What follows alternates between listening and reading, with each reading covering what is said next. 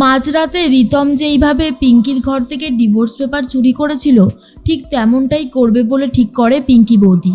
তাই চুপি চুপি রিতমের ঘরের দিকে রওনা দেয়। কিন্তু রিতম তো জেগেই রয়েছে আর বুঝতে পারে বড় বৌদি এসেছে।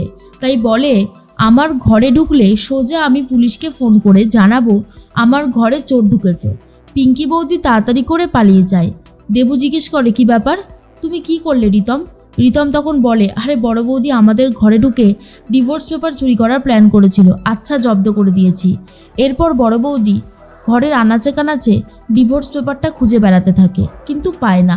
গাড়িতে করে আসার সময় দুর্জয় রানীকে জানায়, এবারে অনেক বড় বিপদ থেকে বেঁচে গেছো, আর এই ভুল করো না রানী। এরপর কিন্তু তোমাকে আর আমি বাঁচাতে পারবো না, কারণ প্রথমত তুমি যেটা করেছো অন্যায় করেছো। আমি আমাদের মেডিকেল বোর্ডের সাথে কথা বলেছিলাম, তারপরেই তোমাকে এখানে রাখার ব্যবস্থা করেছি।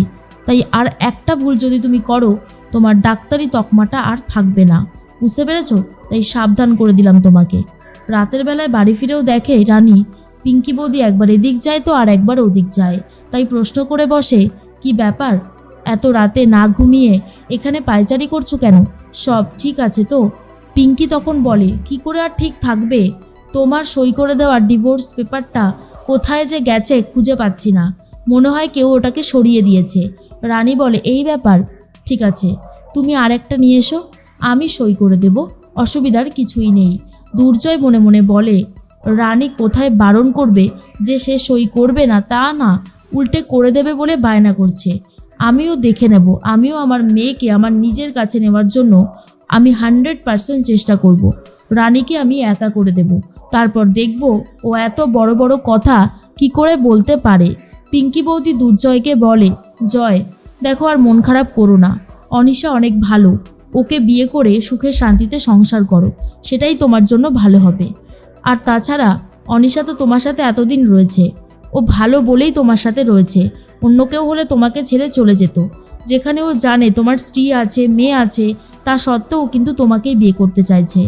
এরপর সকাল হতেই অনিশা আসে, আর তার মধ্যেই রিতম বলে, আমি আর সহ্য করতে পারছি না দেবু, আমি কিছুতেই এটা হতে দেব না, কিছুতেই না।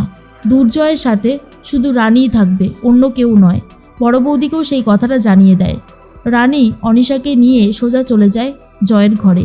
জয় তখনও ঘুমায়, আর অনিশা তখন বলে, ও তো এখনও ঘুমাচ্ছে রানী। রানী তখন বলে, তাতে কি হয়েছে, উঠে যাবে এক্ষুনি। দুর্জয় উঠে রানীকে দেখে নেয়। এর মধ্যেই পিঙ্কি বৌদি বলে, জয় তোমার ঘরটা একটু সাজানো গোছানোর ব্যবস্থা করব, সামনেই তো তোমাদের বিয়ে। কিন্তু রানীর সন্দেহ অনিশার ওপরেই পড়েছে, তাই রানী বলতে থাকে, বিয়ের আগেই মুখোশটা খুলে দিতে হবে, হাতে সময় বেশি বাকি নেই।